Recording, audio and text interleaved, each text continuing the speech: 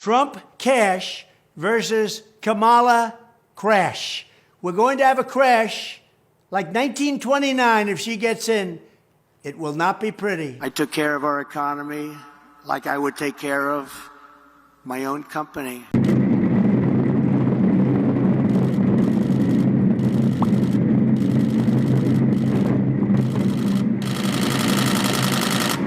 Reporting from Ron Filipkowski at the Meidas Touch network found that Trump media investors were absolutely duped. But should they have been? A little due diligence would have saved them from making a horrible investment, just like the tiniest bit of due diligence. Meidas Touch obtained the original pitch deck that Trump's team provided to potential investors, and it's pretty wild. As Filipkowski put it, the information provided made wild claims about revenue projection based on data that was not only flawed, it was fantasy land. Couldn't have said it better myself. Complete propaganda. It is lies that are being fed to you by horrible people. So really look into it. I'll give you the highlights and then we can talk about it. You can check out his report for more details. Today, stock for Trump Media is not performing anywhere near as close to what the team projected, and the company itself is struggling. Former Republican Congressman Devin Nunes is the CEO of Trump Media, and he's claimed in the past that the stock isn't performing well because of Joe Biden. If we continue to show up on these lists and it appears like there's unusual activity, you can be damn sure that this investigation will continue. And that'll include if we have to go to the Congress, if we have to take legal action, we will do whatever it takes to defend our retail investors. And what's at the heart of all of this, Chris? Remember at the beginning of the week, Joe Biden mentions Truth Social and our stock price. Isn't that weird? That happened at the beginning of the week. I saw that. But it's all part of the grift. The reasons why the company and the stock are not performing the way investors were told it would is because the initial projections and promises were ridiculous. So what was in the projection? The deck report told investors that Trump Media would earn $114 million in revenue in 2023. It only earned $4 million.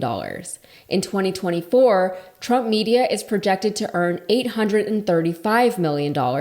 Well, it's already September, and as of the end of Q2, the company has not even made $1 million. Not only are the revenues meager, but its losses are far more substantial, so it's got negative profit. Trump Media lost $58 million in 2023 and $343 million in 2024 so far.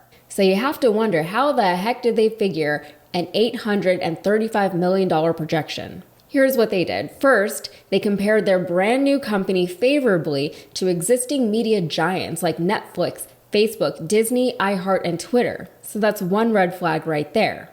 Then they took the combined total of Trump's followers between Twitter, Instagram, and Facebook and used that total as the number of expected paid subscribers to Truth Social. That's a second red flag. There would obviously be a lot of overlap between Trump's followers on those platforms, so combining the total makes no sense. If you follow someone on both Twitter and Instagram, you still just count as one potential Truth Social follower, not two. Additionally, most people do not pay to follow people on these social platforms, not even Trump. Assuming that the already inflated number of followers would then become paid members of Truth Social is not only delusional, it's deceptive. Anyway, they said that all of these guaranteed paid subscribers would result in billions of dollars in revenue. But as we now know, the company has never taken in billions. Most of the users on Truth Social simply use the app for free.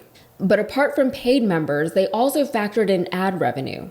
They projected that the platform would have 81 million users by 2026, and advertising to that many people would be lucrative for the company. Well, the platform's got a long way to go before it hits 81 million. It currently has somewhere around 7 million users. The third absolute red flag that should have tipped off savvy investors was the claim that Truth Social would appeal to all kinds of people across the political and ideological spectrum. Entertainers and celebrities would be on the platform, they said. It would be a great place for everyone, not just Trump supporters, they said.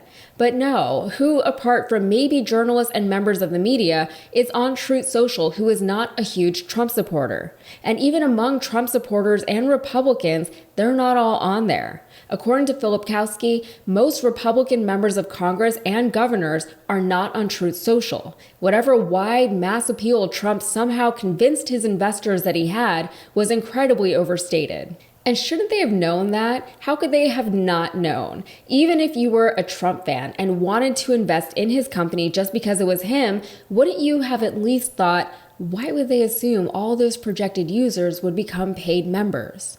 The last red flag, the SEC required that Trump, the founder of Trump Media, disclose past companies he was involved with that went bankrupt. So he did, and that includes Trump Taj Mahal, Trump Plaza, Trump Castle, THCR, Trump Entertainment Resorts, Trump Shuttle, Trump University, Trump Vodka, Trump Mortgage, GoTrump.com, and of course, Trump Steaks.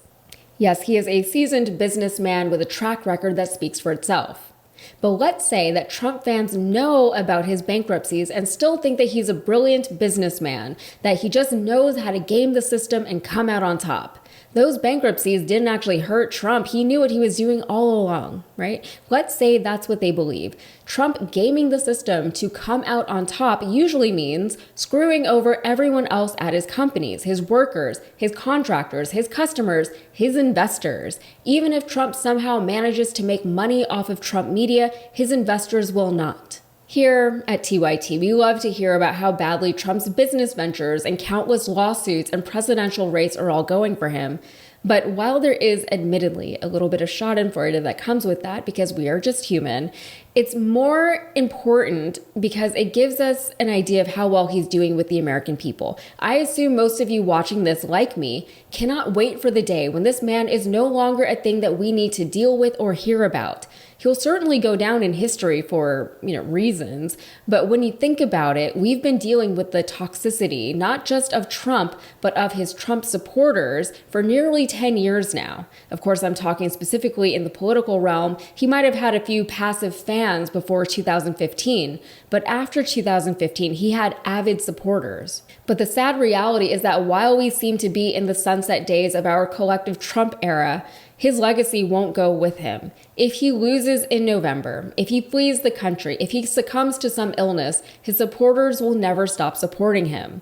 Maybe some of them will finally be able to break out of the hive, find some quiet, and actually be able to think for themselves again. But I would expect a lot of them to remain just as loyal a few years from now as they are today. He hasn't been our president for 4 years, and he has never gone away. He has never waned in influence because the Republican Party and his supporters never allowed that to happen. How many past presidents do you hear about as often as you hear about Trump?